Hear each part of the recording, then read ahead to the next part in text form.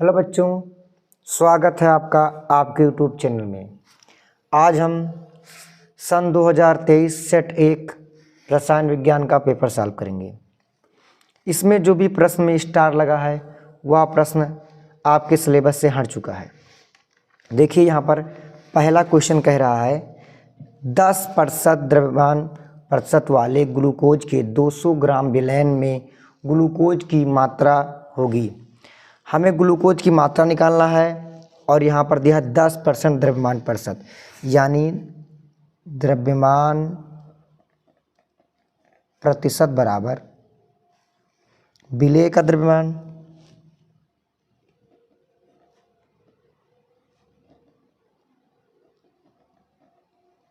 बटे विलयन का द्रव्यमान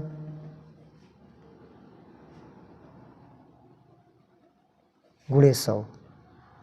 द्रव्यमान प्रतिशत 10 दिया है, विलेय का द्रव्यमान ग्लूकोज है, निकालना है W। विलयन की मात्रा दी है 200 गुणे 100, 100 दूना 200, 10 दूना 20। W का माना गया 20 ग्राम, यानी ऑप्शन हमारा फर्स्ट सही है, मतलब थर्ड सही है। अगला है एक अपक्रिया के लिए वेग स्थिरांक के 2.3 × 10⁻⁵ litre mole inverse second inverse है, तो अपक्रिया की कोट होगी। अपक्रिया की कोट का मान हम वेग स्थिरांक के मात्रक से निकालते हैं, तो हमें पता चल जाए कि वेग स्थिरांक का मात्रक किस कोट के लिए है ये, तो अपक्रिया की कोट पता चल जाएगी। और हम जानते हैं कि वेग स्थिरांक का मात्रक वेग स्थिरांक का मात्रक किसी भी कोट के लिए मोल 1 - n litre n-1 second inverse, जहाँ n अपक्रिया की कोट है, अपक्रिया की कोट है। अपक्रिया की कोट में मान रख देंगे हम, पहले हम शून्य कोट के लिए निकाल दें। शून्य कोट के लिए n का मान 0, तो हो जाएगा मोल 1 - 0 लीटर 0 - 1 सेकेंड इनवर्स, तो हो जाएगा mole litre inverse second inverse. ऐसे हम निकालेंगे प्रथम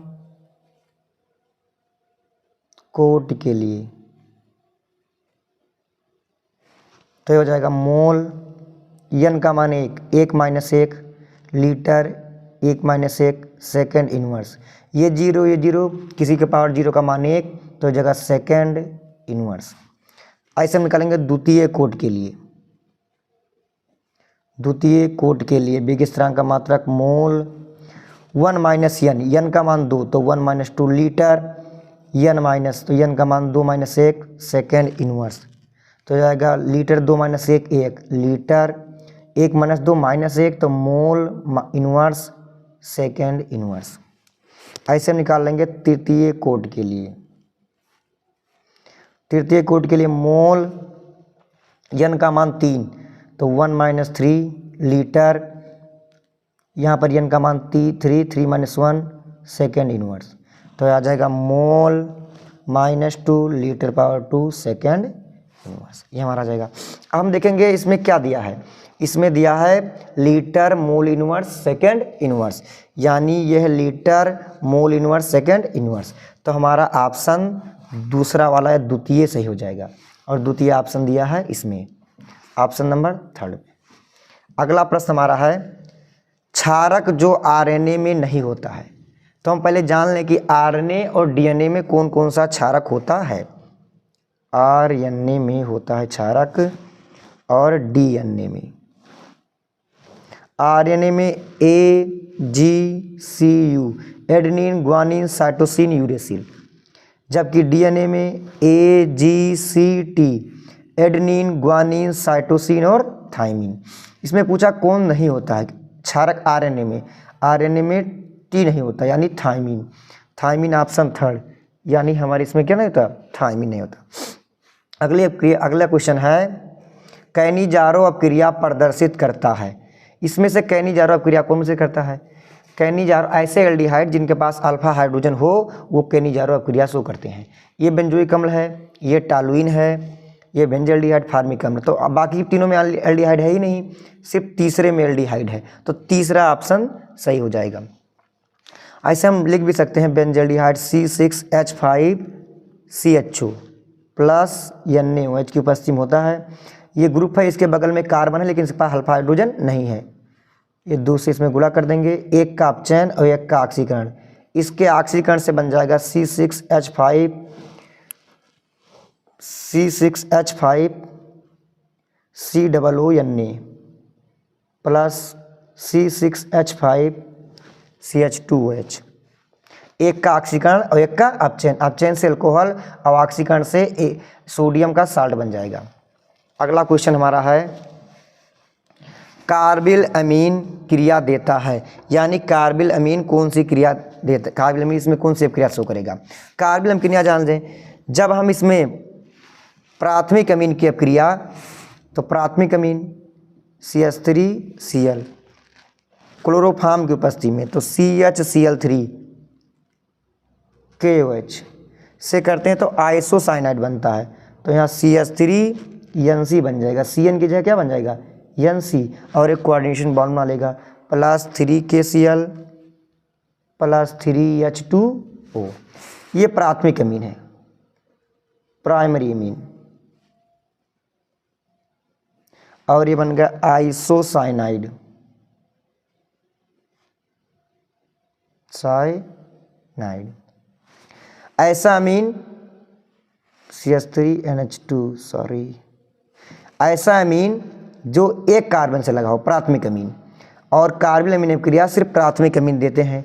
ये N 2 कार्बन से लगा, यहाँ N 2 कार्बन से लगा, यहाँ N 3 कार्बन से लगा, और यहाँ का नाइट्रोजन 1 कार्बन से लगा, तो हमारा पहला ऑप्शन सही हो जाएगा, क्योंकि CH3NH2 क्या है, प्राथमिक अमीन है। किसी विलयन की चालकता तनुता के साथ क्यों घटती है। अगला क्वेश्चन पूछा है कि चालकता का मान तनुता के साथ कैसे घटता है।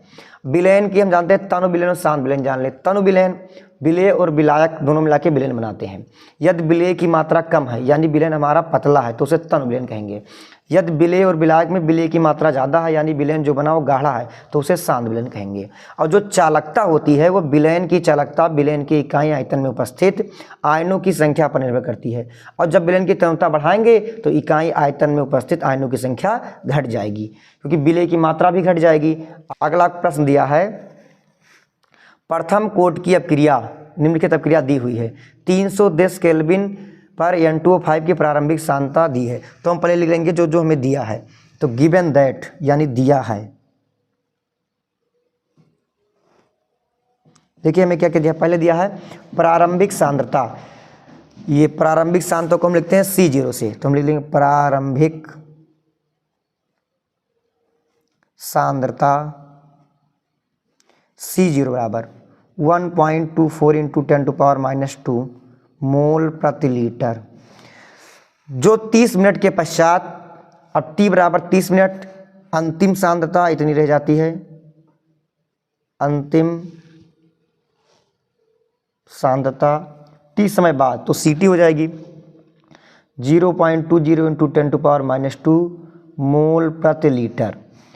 समय का मान दिया है T बराबर 30 मिनट, हमें निकालना है K, और प्रथम कोट की अपक्रिया है तो हम जानते हैं कि प्रथम कोट की अपक्रिया के लिए फार्मूला, तो प्रथम कोट की अपक्रिया का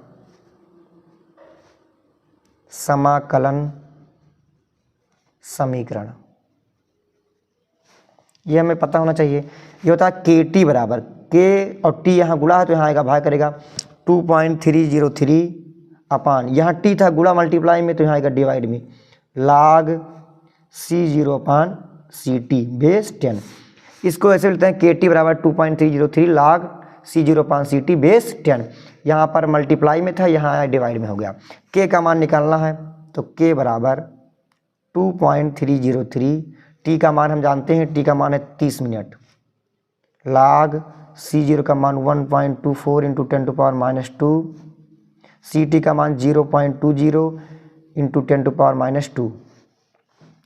10⁻², 10⁻² कैंसिल हो जाएगा। यहाँ पर 2 पॉइंट और यहाँ पर सेम पॉइंट है, चेंज हो जाएंगे। तो यह जाएगा 2.303/30 log, इसको डिवाइड करेंगे, ये 6 जा, दशमलव लगाएंगे 0, 2 जा, log 6.2/10 इसका मान हमें दिया है। तो जाएगा 2.303/30 log, सॉरी इसकी वैल्यू दी है, इसकी वैल्यू है 0.7924। इसको मल्टीप्लाई कर देंगे और इसको सॉल्व करने के बाद जो भी आएगा, वेग स्थिरांक का मात्रक जो होता है प्रथम कोटि की अपक्रिया के लिए वो होता है सेकंड इनवर्स या समय इनवर्स। और यहाँ पर जो अपक्रिया दी है वो t बराबर 30 मिनट, तो जितना भी आएगा वो हो जाएगा मिनट इनवर्स।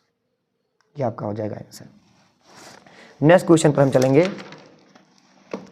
अगला प्रश्न हमारा दिया है 298 केल्विन पर 0.20 KCl विलयन की चालकता 0.248 साइमन सेंटीमीटर इनवर्स है, इसकी मोलर चालकता क्या होगी पर 0.20 KCl। तो इसमें पहले दिया है कप्पा का मान यानी विशिष्ट चालकता का मान, गिवन दैट दिया है विशिष्ट चालकता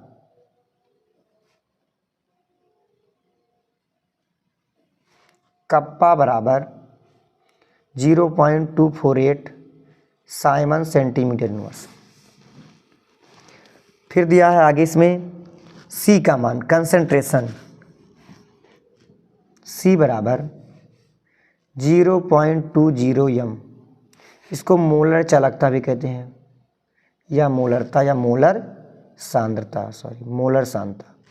पूछा क्या है, इसकी मोलर चालकता की गणना कीजिए।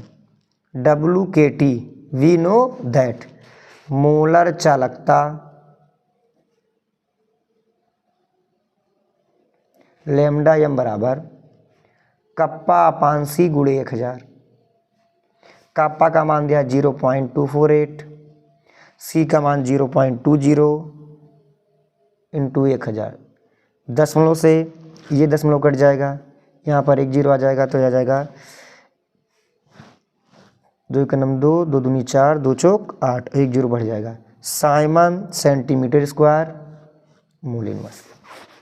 सांद्रता का मात्रक मोल प्रति लीटर और लीटर का मात्रक हो जाएगा सेंटीमीटर क्यूब, और सेंटीमीटर इनवर्स यहाँ पे है ही, तो सेंटीमीटर क्यूब ऊपर जाएगा तो क्यूब और -1 तो यहाँ 2 बचेगा।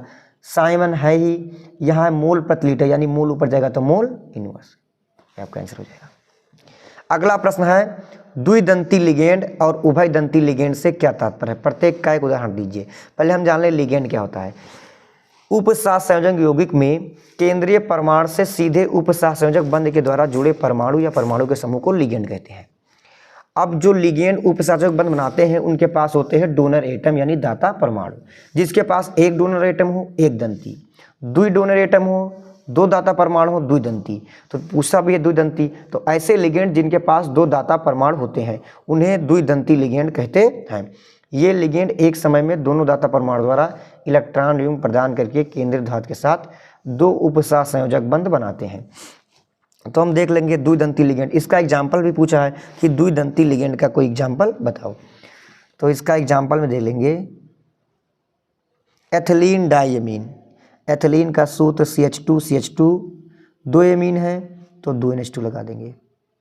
नाइट्रोजन के कोष में वायु कोष में 5 इलेक्ट्रॉन, 2 1 3 बन गया, इसके पास 2 इलेक्ट्रॉन, इसके पास 2 इलेक्ट्रॉन, तो इसके पास 2 डोनर एटम है या 2 दाता परमाणु है, तो द्विदंती लिगेंड है। इसका नाम हो जाएगा एथिलीन डाइएमीन, शॉर्ट में इसे बोलते हैं EN। ऐसे एग्जाम्पल पूछा है कि एक और लिख सकते हैं ऑक्सलेट आयन, उसका था C2O4 तो डबल बॉन्ड OO। कार्बन की वैलेंसी पूरी है, ऑक्सीजन एक बंध कम बना है तो इस पर कौन सा चार्ज, माइनस चार्ज, क्योंकि कार्बन 2 1 3 1 4 बंध बना चुका है। इसके बैलेंस कोष में 6 इलेक्ट्रॉन बच जाएंगे, तो 2 2 4 2 6 2 2 4 2 6। तो इसके पास भी कितने डोनर एटम है, 2 डोनर एटम है, 2 दाता परमाणु है, तो द्विदंती लिगेंड है। इसका नाम हो जाएगा ऑक्सलेट आयन। अगला प्रश्न है उभयदंती लिगेंड। उभयदंती लिगेंड क्या है? ऐसे लिगेंड जिनके पास 2 या 2 से अधिक दाता परमाणु होते हैं परंतु संकुल यौगिक बनाते समय केंद्रीय धातु या परमाणु आयन के साथ या उसमें से कोई एक ही दाता परमाणु उपसंयोजक बंध बनाता है। 2 परमाणु हो देने वाले लेकिन एक समय में केवल एक ही परमाणु अपना इलेक्ट्रॉन डोनेट करे। जैसे एग्जांपल ले लेंगे हम NO2। NO2 परमाणु में N डबल बॉन्ड हो, यहाँ बना लेगा एक उपसंयोजक बंध और इस पर चला जाएगा माइनस चार्ज, तो ये हो जाएगा इसका नाम नाइट्रो। यहाँ पर देने वाला एटम है नाइट्रोजन एटम, डोनेटिंग एटम है। ऐसे अगर ऑक्सीजन एटम दे तो N डबल बॉन्डो सिंगल बॉन्डो, नाइट्रोजन की वैलेंसी पूरी, यहाँ हो जाएगा 2 2 4 और 2 6, इसकी एक वैलेंसी है तो यहाँ पर कौन सा चार्ज? Minus charge. इसे बोलेंगे नाइट्राइटो।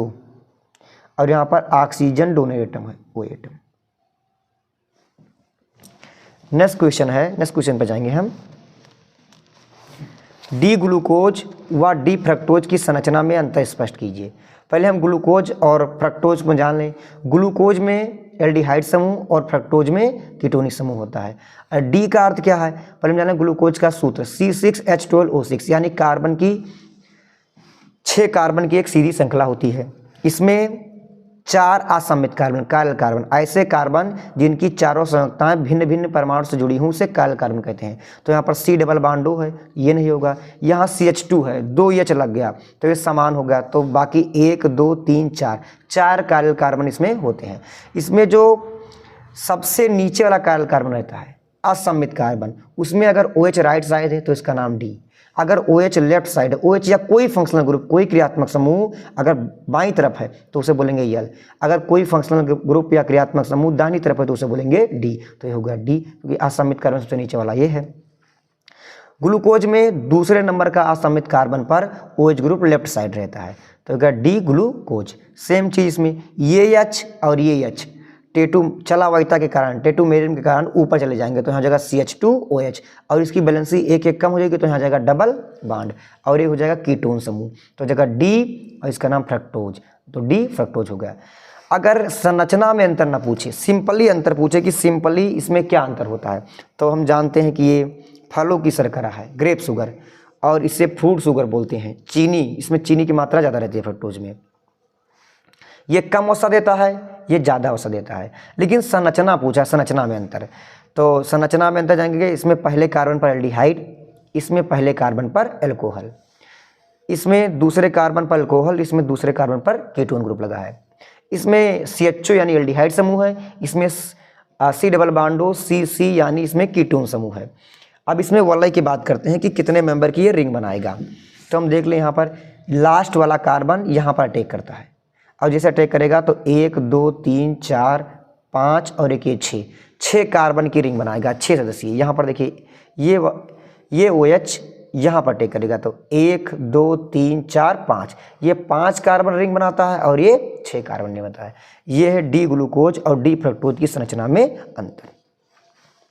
चौथे का क्वेश्चन है वो हम पहले लगवा चुके हैं, क्योंकि इसके बाद वाले में भी ये क्वेश्चन प्रश्न पूछा गया है, तो इस प्रश्न को हम लगवा दिए हैं पहले ही। डिस्क्रिप्शन में इसकी लिंक दी हुई है, अगर वीडियो देखनी हो तो डिस्क्रिप्शन में पड़ी लिंक को क्लिक करें।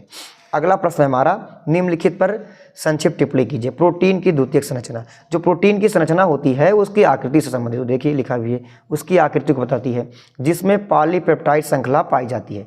पॉलीपेप्टाइड बंध जो होता है वो एमिनो अम्ल में बनता है। एमिनो अम्ल जब दो आपस में जुड़ते हैं तो उसमें वाटर मॉलिक्यूल निकल जाता है और बन जाता है पेप्टाइड बंध, और कई सारे पेप्टाइड बंध जुड़ जाएं तो उसे बोलते हैं पॉलीपेप्टाइड, उसी की श्रृंखला पाई जाती है। तो इनकी जो संरचना होती है दुई प्रकार की होती है।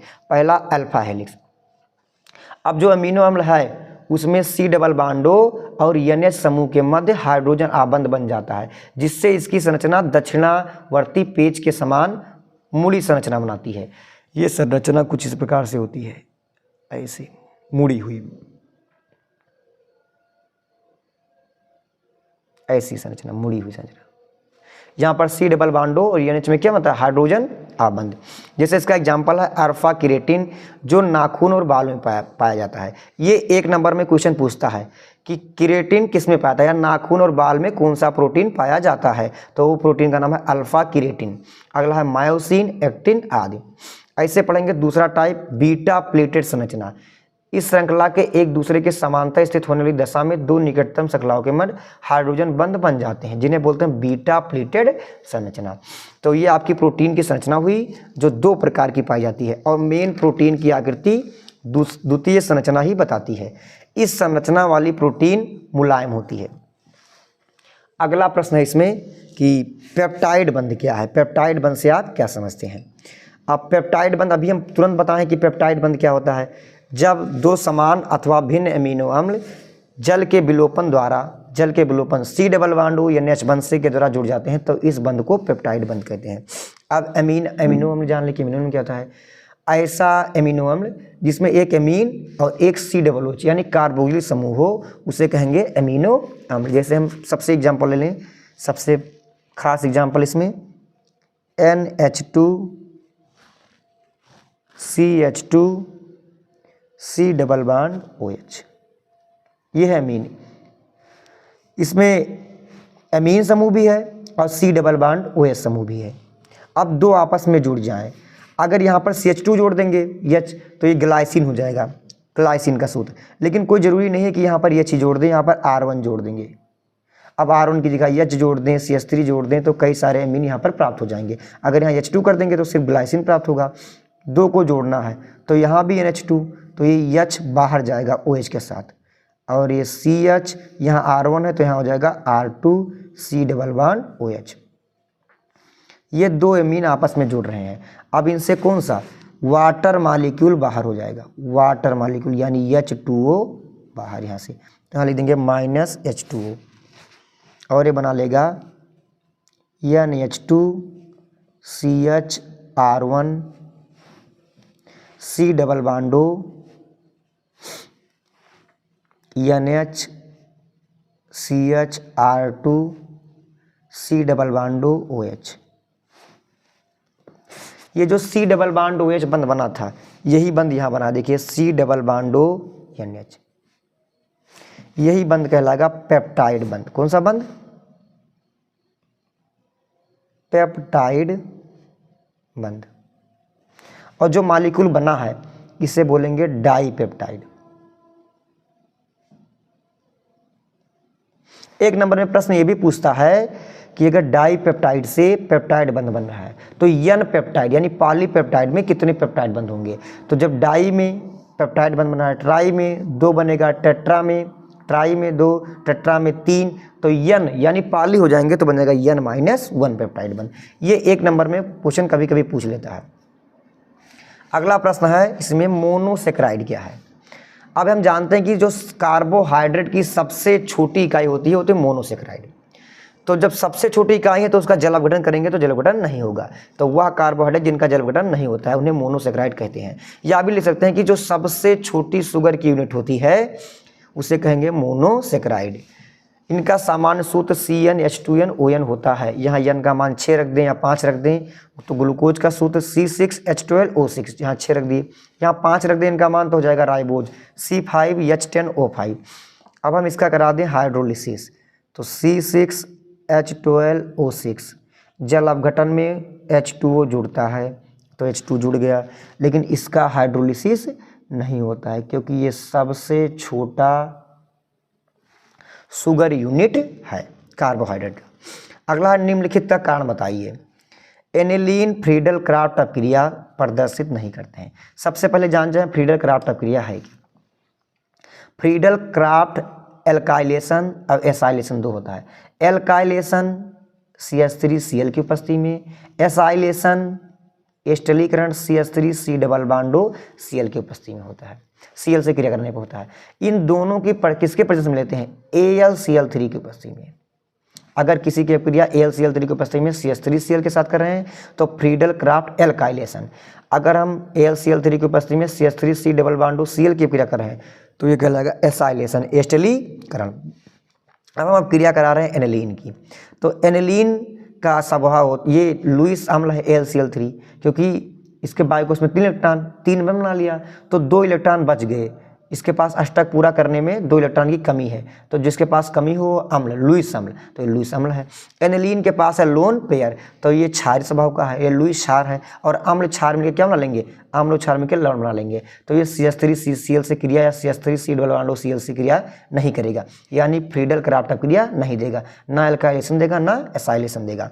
तो वही लिखा भी है, तो हम यहाँ पर ले लेंगे C6H5NH2, या फिर हम सिंपल से ले लेंगे इसको बेंजीन रिंग बना के NH2, ये C6H5NH2, इसके पास है लोन पेयर, तो जगह लुईस क्षारक, ऐसे हमारा है AlCl3, यह है लुईस अम्ल, ये आपस में क्रिया करेंगे और अम्ल और क्षार मिलके बना लेंगे लवण, तो जगह NH2AlCl3, इस पर प्लस चार्ज, इस पर माइनस चार्ज, और ये बना लेगा संकुल लवण, संकुल लवण। इसीलिए एनिलीन फ्रीडल क्राफ्टअप क्रिया नहीं देता है, ना ही एल्काइलेशन देगा और ना ही एसाइलेशन।